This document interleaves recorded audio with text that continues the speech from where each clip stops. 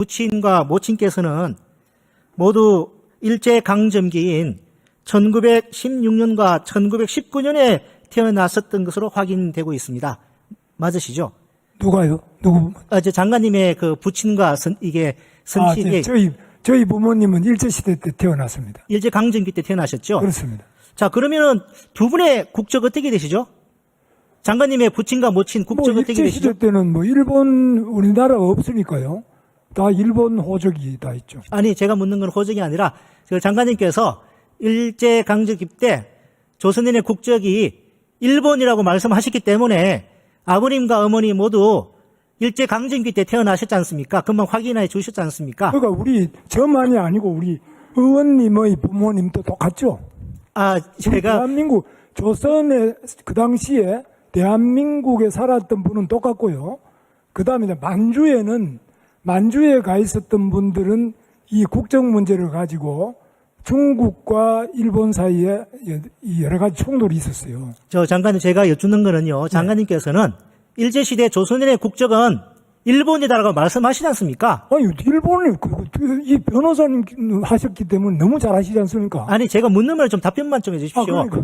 일제시대 때, 그럼 우리 조선인의 국적은 일본으로 말씀하셨죠? 저 거꾸로 말씀하셨죠, 장관님? 아니, 거꾸로. 말씀하셨지 않습니까? 의원님은 왜 이러십니까? 의원님께서는 일제시대 때, 의원님의 부모가, 그럼 국적이 어디입니까?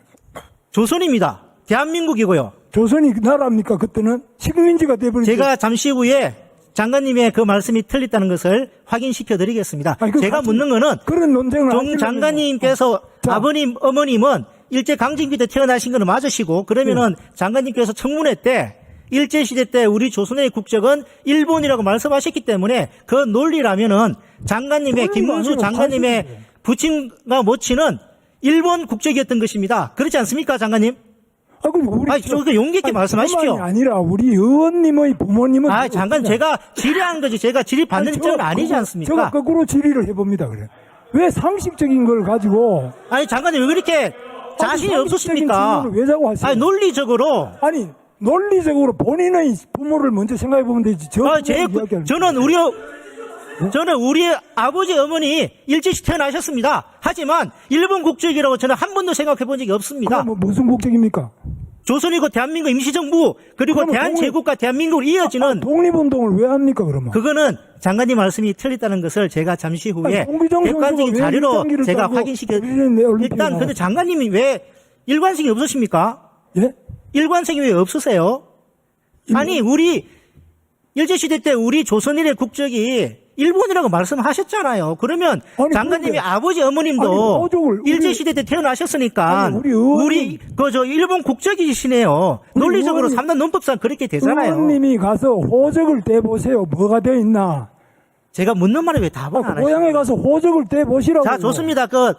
차마 아버지, 어머니의 국적이 일본이라고는 말씀을 못 하시는 것 같습니다. 좋습니다. 다음 질문하겠습니다. 예. 아니, 그런 식으로 억지로. 그 변호사도 하신 분이 그렇게 말씀하시면 안 되죠. 자, 호적을 다 떼보면 나올 거 아니에요. 신채호 선생님 PPT 좀 띄워주십시오. 이분이 누구신지는 다들 아실 겁니다. 한국 고대사 연구의 1인자이자 근대 민족 사관을 정립한 독립운동가로 평가받고 있는 단재 신채호 선생입니다. 20년 전인 2004년 5월 비뚤어진 역사의 긴 그림자인가 민족 반역 친일파의 후손들은 재산 찾기에 혈안이고 독립유공자의 후손들은 이제 겨우 국적 찾기에 나설 수 있을 뿐이다. 단재 신채호 선생의 국적 회복운동에 나섰던 김상웅 당시 성균관대 견임 교수의 탄식이 있었습니다. 이에 17대 국회 개원 직후 심기남 의원 등 여야 의원 33인이 무국적 사망 독립유공자의 국적 회복에 관한 특별 법안을 발의했는데 통과되지 못하고 폐기된 사실이 있습니다. 이 법안은 당시 법사위 소관이라 법무부 장관님께 묻겠습니다. 예, 박성재 장관님. 당시 당연히 통과되어야 할 것 같은 법인데 통과되지 못하고 폐기된 이유 혹시 아십니까? 저는 알지 못합니다. 그래요? 국정의무가 이제 법무부 소관인데요. 그러면 오래전의 일이라 잘 모르실 수도 있을 것 같습니다. 자, 그럼 당시 법사위 전문위원 검토 보고서를 보겠습니다. 제가 읽어드리겠습니다. 워낙 중요한 내용이라. 일제시대의 호적 제도를 보면 조선인과 일본인은 명백히 별개의 호적부에 등재되었을 뿐만 아니라 적용되는 법률도 달랐음. 국제법상 대한제국으로부터 대한민국에 이르는 국가의 계속성이 인정된다고 보는 것이 다수설이고, 남조선 과도정부 법률 국적에 관한 임시조례가 우리 국민의 국적에 관한 기본법으로 인정돼요. 일제시대 조선인을 불우하여 출생하였다면 국적에 관한 임시조례에 의하여 미군정하에 조선의 국적을 가짐으로 우리 국민이고 대법원 판례에서도 이를 인정하고 있음. 따라서 특별법안에서 대한민국 국적 회복을 주장하는 자 등은 이미 우리 국민이므로 이들에 대한 국적 회복은 부적절함. 국적 회복이라는 용어보다는 국민임을 확인받도록 하는 것이 오히려 타당할 것이라고 보인다고 서술되어 있습니다. 다시 법무부 장관님께 묻겠습니다. 장관님, 이러한 내용에 혹시 이의 있으십니까?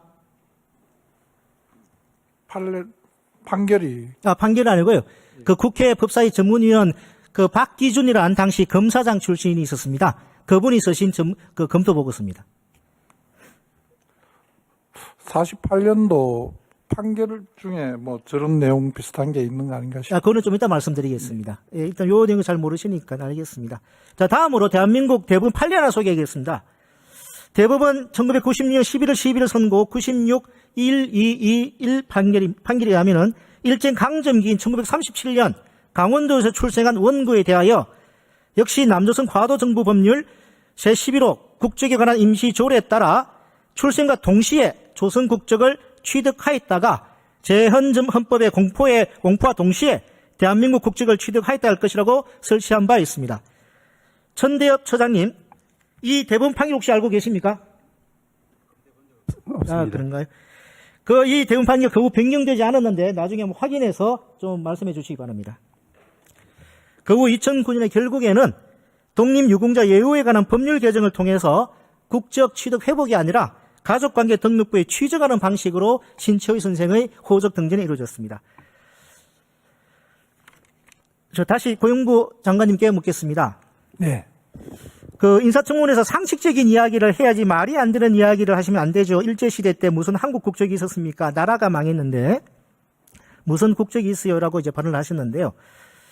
이자 일제가 무력을 이용하여 강제적으로 침탈한 시기였고 상식 운운하시는데 강도가 총칼로 협박해서 집문수에 날인받아 가면 그 행위가 유효한 것입니까?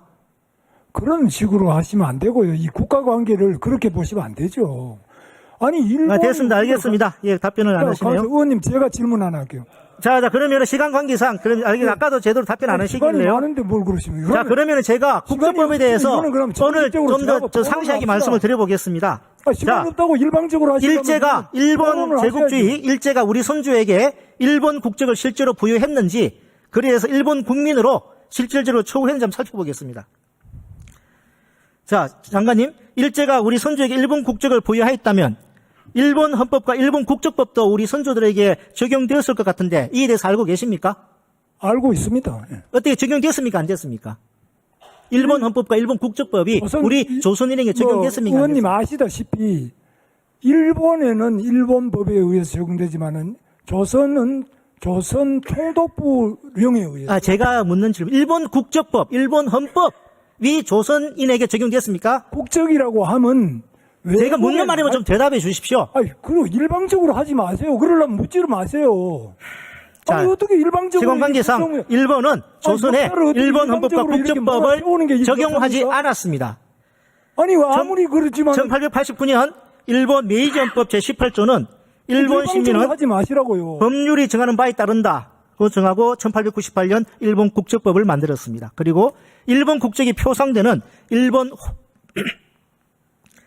호적에 등재되어야 일본 국적자로 인정되어 일본 국민으로서의 권리와 의무를 행사할 수 있었습니다. 일본이 홋카이도와 류큐를 19세기 말에 일본 영토에 편입해서 이 두 군데에는 모두 일본 호적에 일본 국적법을 시행하고 일본 호적에 등재를 했습니다. 그런데 조선에는 일본 국적법 시행하지도 않았고 일본 호적법도 적용하지 않았습니다. 장관님, 우리 선조 조상이 장관님 말씀처럼 조선인 일본 국적 보유자로 이게 일본이 처우했다면 그 참정권 행사 가능했겠네요?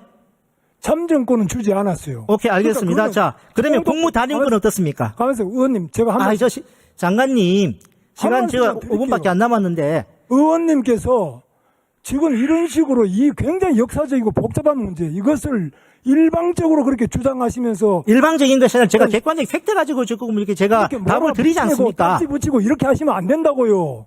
자, 그러면 저 사법제도 이거 다 넘어가 시간 관계상 태형을 보겠습니다. 일본에는 적용되지 않았던 태형을 조선인들에게는 모욕적인 태형을 실시한 거 알고 계십니까? 태양만이 아니라 그냥 죽이는 거죠. 아니, 죽이는 게 아니라 아니, 그거- 일본인은 적용하지 않았는 저 태형을 조선인에게 차별을 적용한 거 알고 아까 제가 계십니까? 다르다고 그러잖아요. 조선은 조선 총독부령에 의해서 다 모든 걸 다 조선 총독부의 법률입니까? 일본 제국 의회가 만든 법률입니까? 의제한다. 일본 법률에 의제한다. 이렇게 재령은. 다 공부하면 다 나와 있어요. 지금 여기서 이렇게 하면 안 돼요. 자, 장관님, 저 시간 관계상 저 병력 의무 부분 패스하고 외국인 등록 장관 이 시간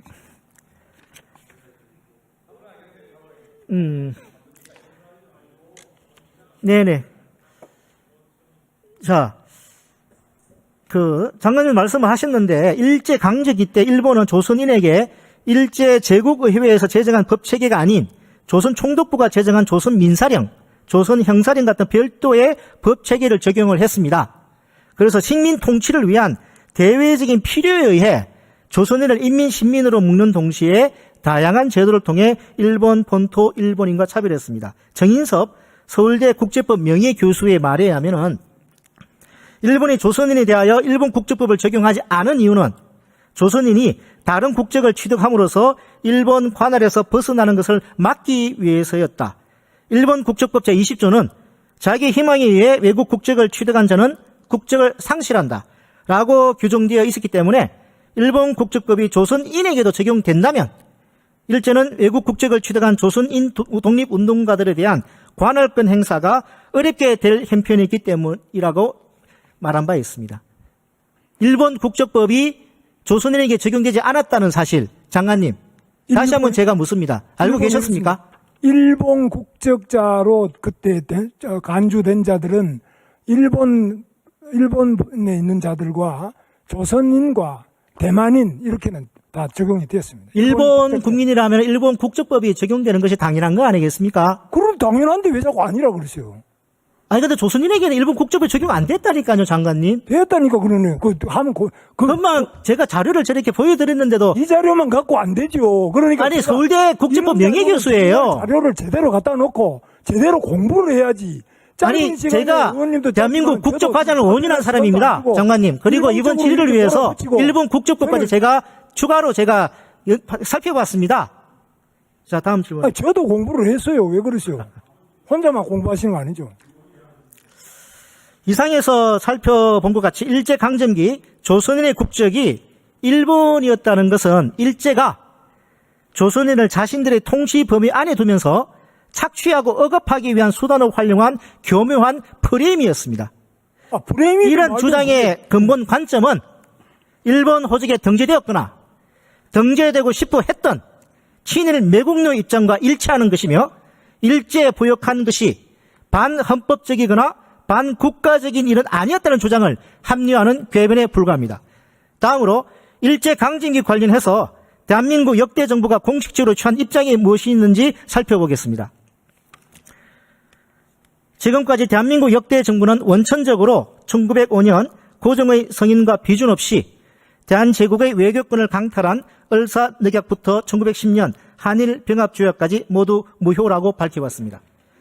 박정희 전 대통령 집권했던 1965년 권력적으로 체결한 한일기본조약에서조차 1910년 8월 22일 및 그 이전에 대한제국과 일제 간 체결된 모든 조약 및 협정이 이미 무효임을 확인한다고 규정한 바 있고요. 심지어 전두환 군사 독재 정권 시기인 1986년 7월 24일 우리 정부는 을사늑약과 한일 강제 합방 조약 등이 무효임을 천명하면서 과거 대한제국이 여러 나라와 맺었던 다자 조약의 효력을 확인하고 조약 번호를 부유에 공포한 일이 있습니다. 외교부 장관님, 이 사실 맞죠?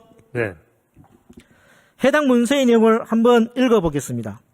1905년 11월 17일의 소위 을사보호조약과 1910년 8월 20일의 소위 한일합방조약을 비롯해 1910년 이전에 체결된 한일 간의 재조약은 대한제국과 대한제국의 조약 체결권자 관로안의 고종 및 순종 황제에 대하여 강박을 행사하여 체결된 조약이므로 현 국제법 이론에 의하였을 뿐만 아니라 한일 합방 당시의 국제법 이론에 의하여도 당연 무효이다.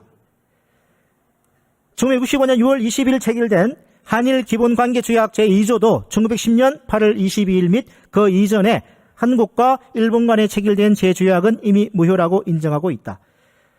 여기까지만 제가